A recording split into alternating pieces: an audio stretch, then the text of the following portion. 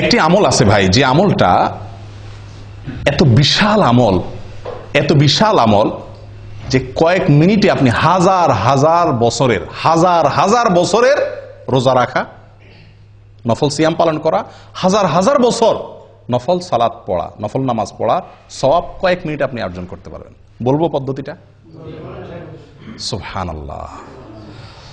নবী সাল্লাল্লাহু আলাইহি ওয়াসাল্লাম বলেন, মান গাসসালা ইয়াউমাল জুমআতি ওয়াক্তাসাল ওয়া বাক্কারা ওয়াবতাকার ওয়া মাশা ওয়া লাম ইয়ারকাব ওয়া দানা মিনাল ইমামি ফাস্তামা ওয়া লাম ইয়ালগু। যে ব্যক্তি 5টা কাজ করবে জুমার দিনে, শুক্রবার দিনে যে ব্যক্তি কয়টা কাজ করবে? 5টা কাজ। আসলে কাজ একটা, 5টা শর্ত পূরণ করে একটি কাজ করবে, সে ব্যক্তির জন্য আল্লাহ সুবহানাহু ওয়া তাআলা কি রাখছেন বিনিময়?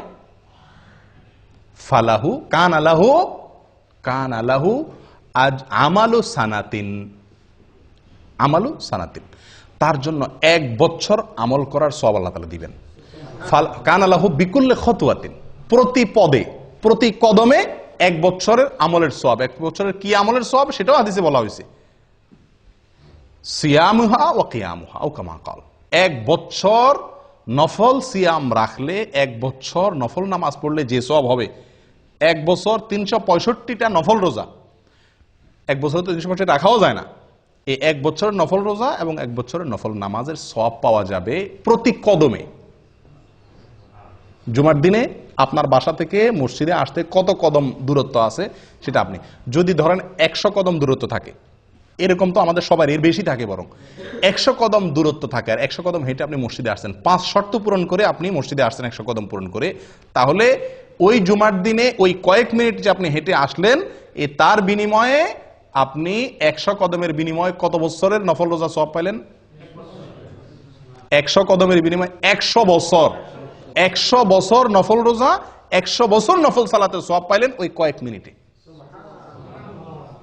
একটু চিন্তা করে দেখেন, 1 জুমা যদি এরকম হয়, 4 জুমা মাসে, 5 জুমা মাসে হয়, তাহলে আপনি 1000 বছরের আমলের সওয়াব তো শুধুমাত্র 1 মাসে আপনি কামাই করতে পারেন, এভাবে সারা জীবন। চিন্তা করে দেখেন কত বিপুল আমল করা সম্ভব এই একটি আমলের প্রতি লক্ষ্য করতে পারলে। আমলটা কি?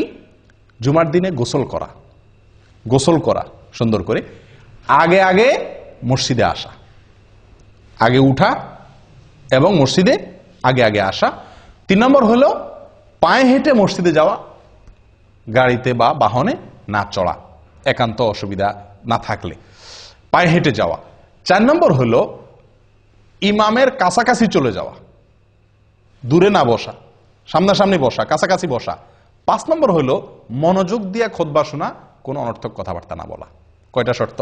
5টা শর্ত।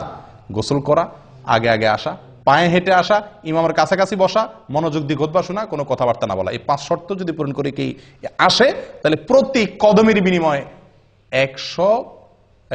1 বছরের নফল সালাত, নফল সিয়ামের সওয়াব পাওয়া যাবে।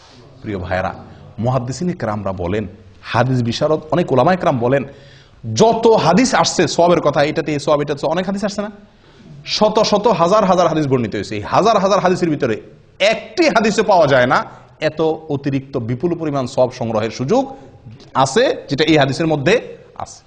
আমি কি বুঝাতে পারছি? কত বিশাল সুযোগ বলেন।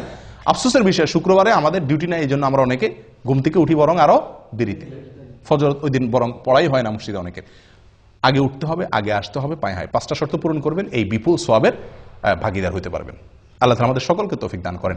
এই জন্য সাঈদ ইবনুল মুসাইয়্যিব, বিখ্যাত তাবেঈ, উনি বলেন, আমার কাছে নফল হজ করার চাইতে বেশি উত্তম শুক্রবারে আমল, এত বিপুল সওয়াব সংগ্রহ করা। কথা বুঝে আসছে? এই জন্য এই শুক্রবারের এই আমলটা খুব বেশি যত্নের সাথে করার চেষ্টা করি। আল্লাহ তাআলা সকলকে তৌফিক দান করেন। জাযাকুমুল্লাহ খায়র।